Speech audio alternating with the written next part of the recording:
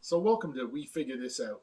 In this little series of videos, we're going to talk about things we sell in a store that we may not know a lot about and you may not know a lot about. So together, we're going to figure it out through research and trial and error. Welcome to this episode of We Figure It Out. Today we decided to talk about Gunze thinners, and specifically about Gunze lacquer thinners. The Mr. Color range of paint is a very excellent line of lacquer, acrylic lacquer paints. Now, if you remember from our previous YouTube video, we talked about acrylic paints.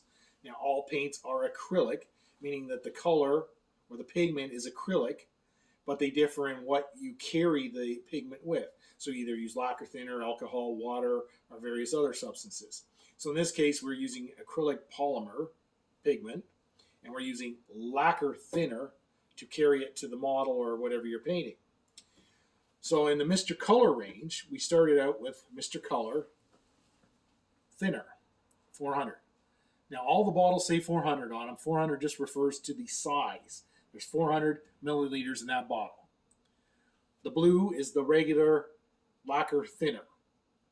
Okay, and this lacquer thinner can be used with others. You can use it with Tamiya paint and that. A lot of people for a lot of years found this to be a superior type of thinner for those paints, and it sells very well. Now here's where it got a little confusing for people, and this is why we figured this out today. We did a little online research, as we usually do. We found out we have Mr. Leveling Thinner. Okay, again, a lacquer thinner, but it's leveling thinner. So what they've done is put a retarder in here to make it dry slower.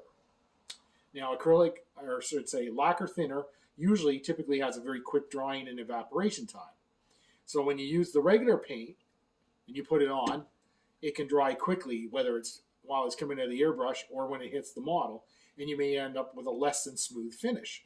That's typically really bad when you want to do clear coat finishes or gloss coat finishes, like for automobiles, motorcycles, Formula One cars, things like that. So if you want a good gloss finish, you use the Mr. Leveling Thinner, and you have that thin your paint, you put it on the model so it's still wet when it hits the model, and it gives it time, the finish, to level out on the model, achieving glossier finishes. So we've had those two on the market for a while. What do we get next? Of course, Mr. Rapid Thinner. So we had our regular thinner, and we decided maybe that was too fast drying, so we got a slower drying thinner. So for some reason, we have to have a rapid drying thinner.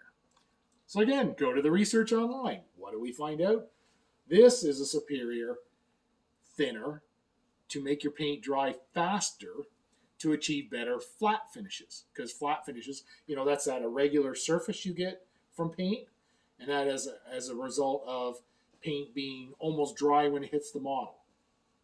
So you get a really pebbly finish, which is what you want for flat finishes. It diffuses the light, doesn't reflect back. But it's also good for things like the primers, because you want that rough surface again for adhesion, and for their various putties. Okay, the 500, the 1000, the Mr. Surfacer range. You use this stuff with that to achieve a fast drying finish, which is rough, which adheres well to the model, and all the paints that come after that will adhere. If it's a little too rough, just give it a quick sand. That'll take the edge off. And just in way of explanation, we also have a Hobby Color Thinner 400. Now this is for the aqueous paints. Okay, I didn't open it and smell it, but I assume it's some kind of an alcohol-based thinner, very similar to the Tamiya thinner. And this is for use with their Mr. Aqueous paints. But like the Tamiya, if you have the Mr. Aqueous paint, nothing stops you from using any of these products to thin it. The benefit to this is it's less toxic and not as smelly. Always remember that these lacquer thinners are quite smelly. They have to be used in well-ventilated conditions, ideally with a mask, at minimal in a spray booth, or outdoors, or what have you. But don't get in a confined space and breathe this stuff. It's deadly. All right? So I hope that explains a little bit about this. It helped my staff. I hope it helps you. If you've used this stuff, if you have experience with it and you want to share, please leave your comments below. If there's anything you'd like to see us talk about in the future, please ask. Thanks for watching.